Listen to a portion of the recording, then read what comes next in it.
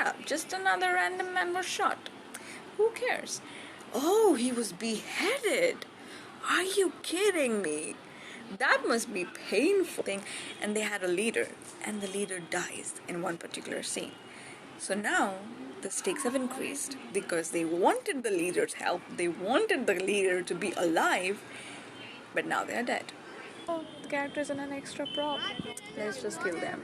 That is not a good reason. And I have one good question to frame and ask you. How important is it for your character to be alive at this particular, and vice versa? How important is for your character to be dead in this particular scene? So when you're writing a character's death scene, you have to ensure, if you want them to be dead, does the plot want them to be alive? Disclaimer. Do not kill your characters for the sake of killing them. By killing, we mean only literally deaths. Literally? My bad. Literary deaths. By that, I mean to say to kill a character only in the book or in the movie or screenplay, whatever you're writing. Do not consider it a real death. To focus on killing a character better, make it more interesting. And if you want to kill a character, you should know why. You should not kill a character. You should not kill a character for the sole purpose of adding tension in your story, or that, oh, the character is an extra prop. Let's just kill them. That is not a good reason.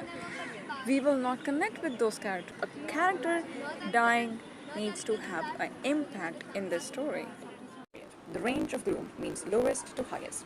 If your character is a side character and you have killed them only because of the simple reason that after their death, the consequence of their death is impacting the main character, and so now you want your main character to tackle with this recent death in their lives.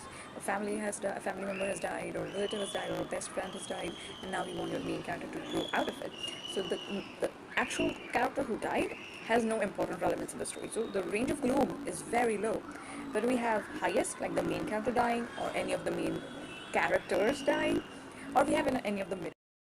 The next point to consider when killing a character in your stories is the character's morality.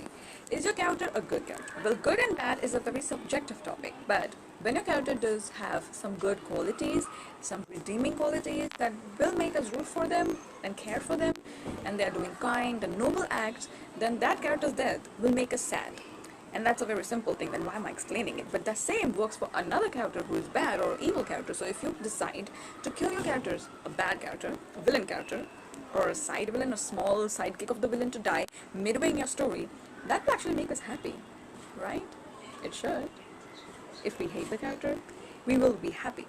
But while considering the plots of the events that happen in your story, when you're killing a character midway or in the start or end, whatever be the point, the effect, the emotion that arises out of that death is so important to consider, because is it the particular moment when you want your characters to feel sadness, or is that the moment you want your characters to be happy? Let me rephrase it.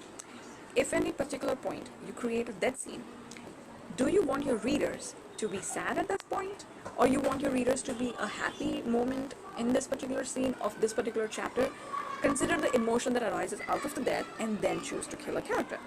You must have seen in many stories and many movies, they are on a mission.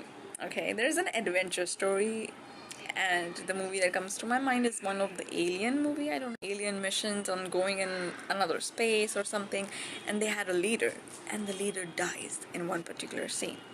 So now the stakes have increased because they wanted the leader's help, they wanted the leader to be alive, but now they are dead.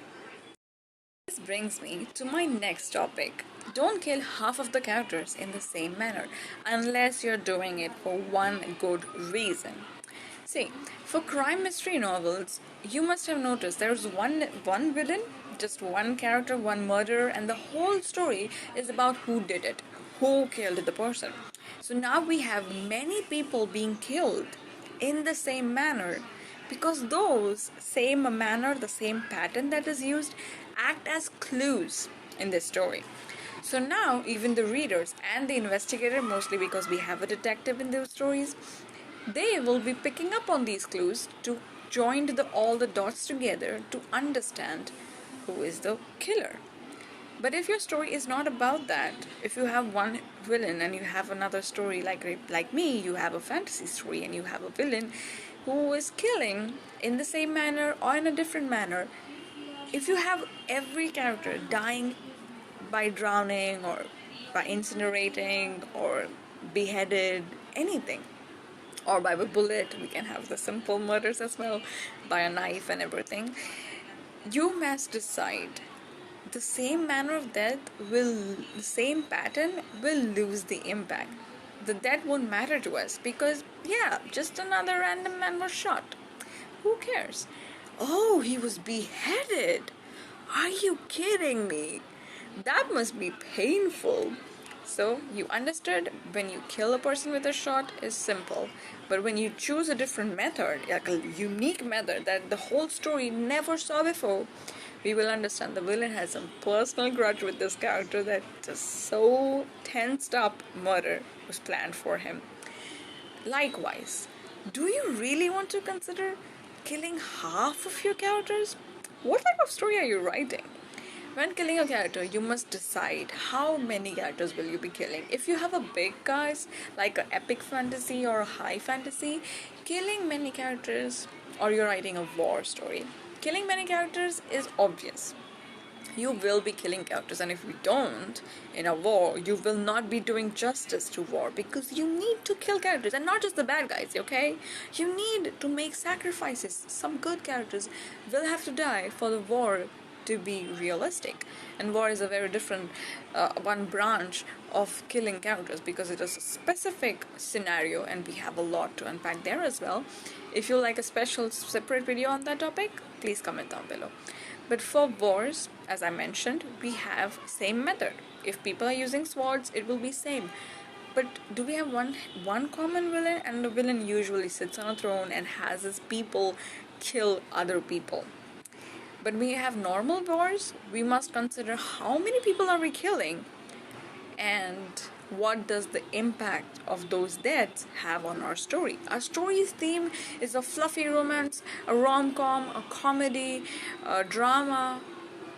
Do you want to kill characters? First of all.